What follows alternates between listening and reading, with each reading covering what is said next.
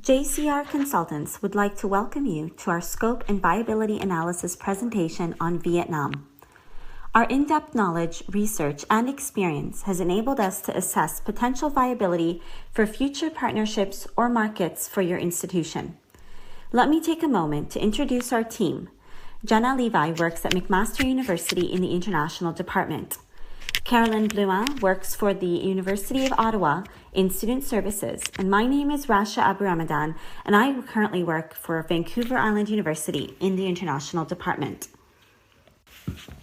We have summarized our findings on Vietnam and have placed them under the following categories: effect of globalization on Vietnam, policies' influence on higher education in Vietnam, higher education institutions' reaction within Vietnam to the effects of globalization, current workforce and implications on higher education, factors to consider for partnerships between Canada and Vietnam, and finally, highlights and recommended steps.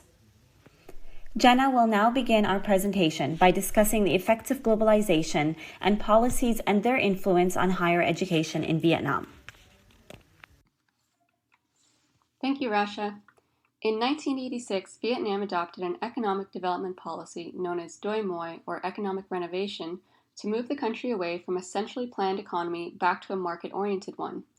This momentous decision has been primarily responsible for Vietnam's economic success of the last 20 years.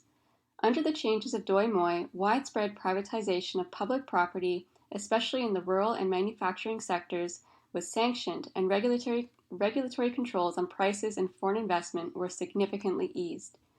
As logistics and policy around the new socialist market economy were resolved, the country has slowly refocused on global economic integration, of which accession to the World Trade Organization in early 2007 was a significant step. Foreign investment, including over $22.5 billion in credits and grants from the World Bank, has allowed Vietnam to enjoy one of the strongest economic growths in Asia since 2000, ranking only second after China. Recent data for 2015-2016 shows an economic growth rate of 6.7%. According to the World Bank, per capita income in Vietnam has gone from around $100 in the 1980s to about $2,100 in 2015. This strong and steady economic growth is expected to continue, with forecasts predicting an increase in total citizen wealth to the point where 1/3 of Vietnamese are expected to join the middle class by 2020. Contributing to Vietnam's growth has also been its recent participation in many free trade agreements, including the Eurasian Economic Union, the European Union, and Trans-Pacific Partnership. The World Bank also speculates that the Asian Economic Community, recently established in 2015, will provide further opportunities for Vietnam to engage with global economies. Since the Communist Party of Vietnam's implementation of the Doi Moi policy in 1986, Vietnam's system of higher education has undergone substantial transition and restructuring as government leaders grappled to understand the influences that the new market economy would have on the higher education in the country. The period between 1986 and 1998 was a time of important debate around higher education reform, not only an opening up in the economic and political spheres, but also a fundamental questioning of the boundaries within which the higher education system should be operating. Complications embedded in the move from a centralized market system required new discussions on the direction of higher education policy, the place of the market, and the division of authority between universities and the state. During this time, Vietnam's government attempted to unify its large system of universities, introduced strictly regulated tuition fees, and carefully ventured into private ownership for the first time.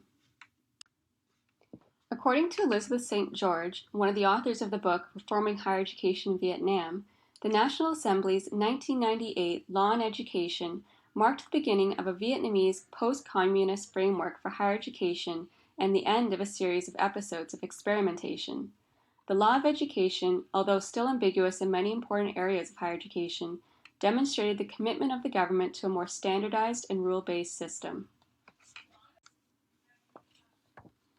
Although dramatic changes had taken place over the 20 years following Doi Moi, the government, recognizing the need for further radical reform of the system, promulgated Resolution 14 on the fundamental and comprehensive reform of higher education in Vietnam 2006 to 2020. This vision document, also known as the Higher Education Reform Agenda, or HERA, seeks to align Vietnam's educational system meeting all the demands of industrialization, modernization, global economic integration, and society's demand for learning opportunities by the year 2020. Given that by the time the HERA was released, the market's presence in higher education was no longer in dispute, and the HERA was able to focus more specifically on improving the international competitiveness of the country's professional labor force. The HERA called for a significant expansion of the higher education system, providing for 45% of students by the year 2020, up from 13% in 2006-2007. Such an expansion of the system will be very costly. Thus, it's important to note that the government specifically includes the expansion of the non-public sector to eventually account for 40% of all higher education enrollments by 2020. Also on the agenda is increased flexibility for course transfer opportunities, attention to international benchmarks of quality, and openness to international engagement. According to the PI News, efforts to harmonize the Asian credit transfer system is already in the works and will soon enable students in higher education across the Greater Mekong subregion to participate in student exchanges more easily by establishing a standardized credit system. And now I'll turn the presentation over to Rasha to speak on higher education's reaction to globalization. Thank you, Jenna. Higher education within Vietnam, current reaction to globalization. As a result of the rise in foreign investment and economic growth in Vietnam, demand for education and training has skyrocketed. According to ISEF Monitor, tertiary enrollment has more than tripled from 732,187 students in the year 2000 to 2.25 million in 2013 alone. With this very likely possibility that total enrollment could actually exceed 4 million students in 2020. Similarly, ISEF Monitor also estimates that between 2001 and 2011, there was an average of 8 new universities and 12 colleges that were established each year, leading to a grand total of 163 universities and 223 colleges that had opened by 2010-2011.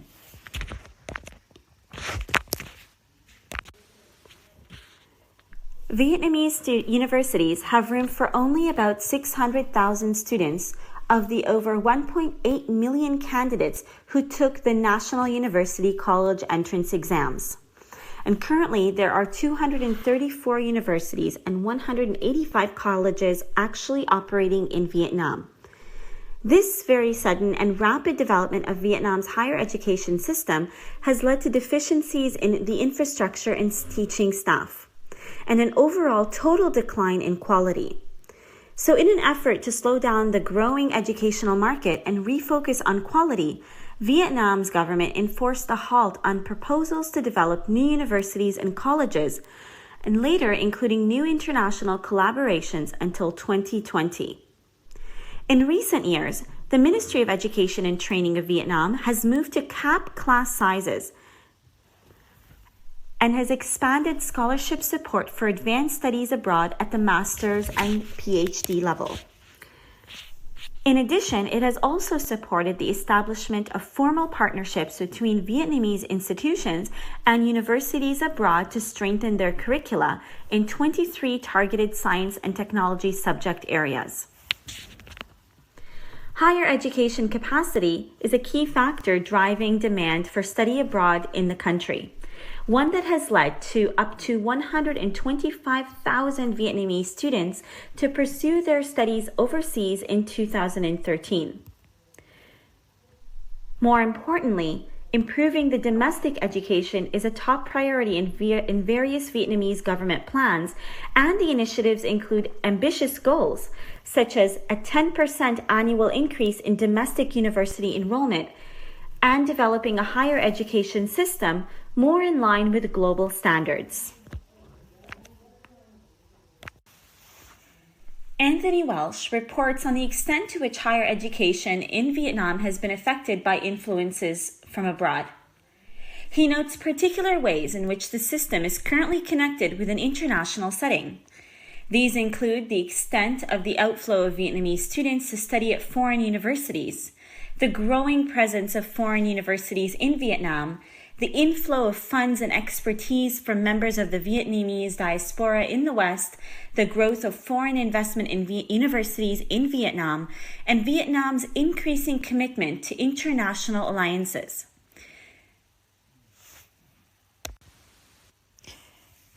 More importantly, he also sees the future of higher education in Vietnam as including more foreign ventures and partnerships. Next, Carolyn will discuss the current workforce, its implications on higher education, and the factors to consider for partnerships in higher education between Canada and Vietnam.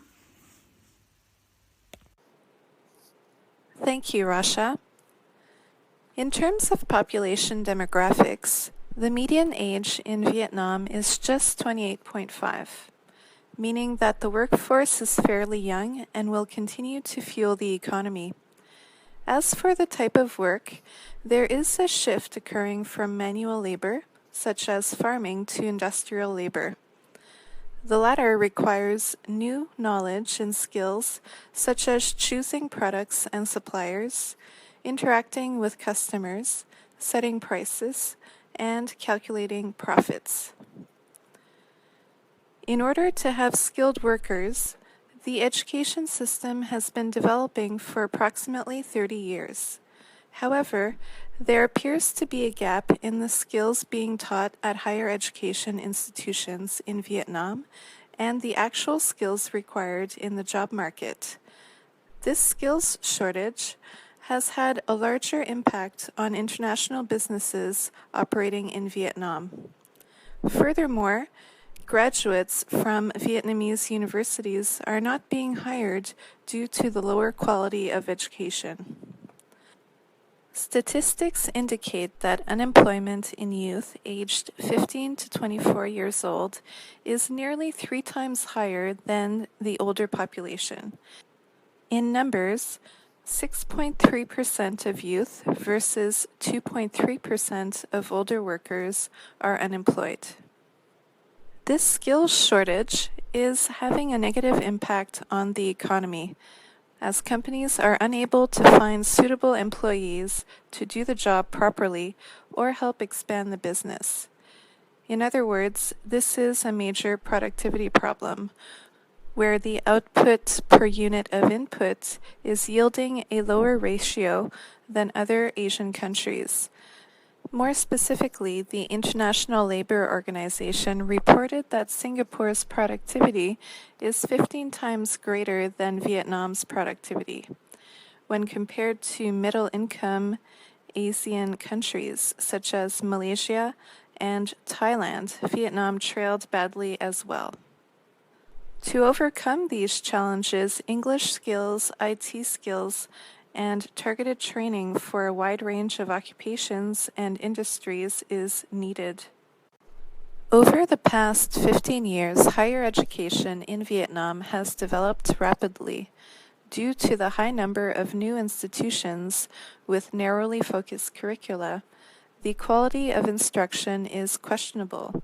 In fact, it is well known in Vietnam and noted by international observers that the system requires significant improvements in both the standards of its programs and outcomes for graduates. Since higher education institutions are struggling with quality issues and employment opportunities are currently limited for graduates, many students are choosing to go to vocational schools to learn a trade instead. The silver lining with this trend is that it will help the government reach one of its targets, which is to increase skilled labor from the current 15% to 55%. In order to do so, the Vietnamese government has identified that it needs to reform its technical and vocational training institutions by increasing quality controls, strengthening curricula, and expanding international collaboration. Already, a number of these international collaborations are in effect with institutions from other countries, such as Canada, Australia, and the UK. In fact, at the end of the previous decade, 4 new institutions were approved to open, where each would be supported by a partner country and following an established higher education model for that country. 3 of these institutions were eventually created and include the Vietnamese German University, the University of Science and Technology of Hanoi, which is a partnership with France, and the Vietnamese Japan University. In addition, various types of partnerships with corporations also exist to develop a workforce that meets their needs. Some companies have invested directly into Vietnamese higher education institutions to address the talent bottleneck. An example would be Samsung, which has given $2.5 million to the Hanoi University of Science and Technology in the form of grants and scholarships. It also invested $1.4 million in scholarships and laboratory equipment for students at the Posts and Telecommunications Institute of Technology. Yet another approach undertaken by Intel was to establish the Intel Study Abroad program in 2009. Since then, the company has invested $7 million to sponsor 73 Vietnamese students' bachelor's degrees at Portland State University. Given the complex state of the Vietnamese education system, there are many factors to consider for partnerships in higher education between Canada and Vietnam. To begin, an important issue to consider is Vietnam's current ban on partnerships between Vietnamese and international institutions. More specifically, there is a freeze on new international collaborations to open and expand universities until 2020. Until this ban is lifted, it will be impossible for colleges and universities to open satellite campuses or explore joint program initiatives. With the new Canada Express Study program, Vietnamese students can obtain student visas more quickly. In fact, this program consolidates the visa process for all CES participating institutions, lessens financial documentation, and reduces the visa processing time. By having this program in place, the Canadian government is hoping to attract more Vietnamese students to study in Canada. To meet the financial requirement of this CES, Vietnamese students can now buy a Canadian Guaranteed Investment Certificate of the value of $10,000, which allows them to bypass the Vietnamese finance system. The latter is still developing due to the fact that Vietnam is still largely a cash-based society. Another factor to consider is Vietnam's objective to increase the number of skilled workers to 55% of its total labor force, from the current 15%. This could be an opportunity for Canadian colleges who are specialized in vocational skills to recruit a greater number of Vietnamese students. In addition, over 68% of Vietnamese students use community college as a gateway to transfer to a university degree. Furthermore, should the current restrictions on international collaborations be lifted, colleges could capitalize by either opening a satellite campus in Vietnam or by creating joint programs with Vietnamese institutions. A common issue that affects the recruitment of international students is affordability. As Vietnam continues to develop at an astounding rate, many people are entering the middle class and can afford to send family members overseas for a better education. Although the Vietnamese government is concerned with the brain drain effect, it still sponsors its brightest students to go study abroad.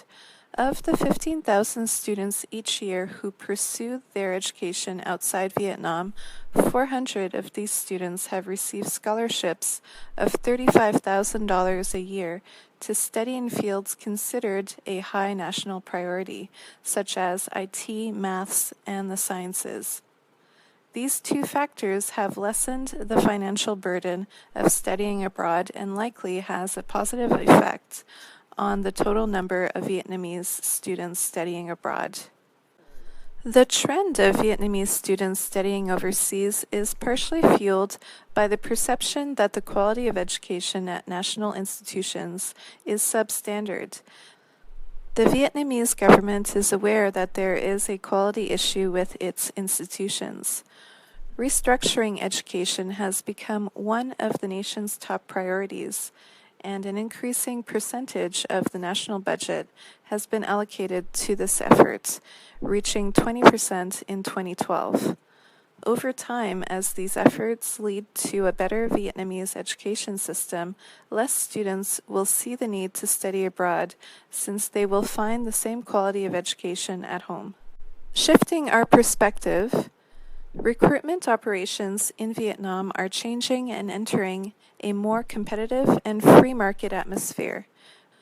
More specifically, to recruit Vietnamese students, international higher education institutions use locally based companies employing education agents.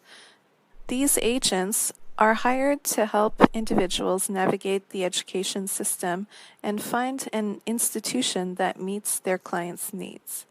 In December 2014, the Vietnamese government attempted to regulate this industry to improve the quality of the services offered. However, it reversed course and eliminated the regulation in 2016. The reasoning for this decision is to limit bureaucracy and open up the market, thereby giving students and parents more choice when it comes to choosing an education agent. The implications for international higher education institutions is the likelihood of having more solicitations from new education agents in Vietnam. This could lead to higher recruitment numbers for overseas universities and colleges as competition between local agencies increase in Vietnam. Thus, this decision by the Vietnamese government might have a positive impact. However, institutions will have to spend more time screening new agent contacts to make sure that they are well represented in Vietnam. Lastly, higher education institutions in Canada should consider competition from other international institutions since it could have a negative impact on the recruitment of Vietnamese students. A particular concern is competition from countries such as Australia and Singapore, which offer proximity, affordable costs, and possible postgraduate employment. In the following section, Rasha will conclude with the highlights about Vietnam and some recommended next steps. Thank you, Carolyn. Vietnam is a notable emerging market today.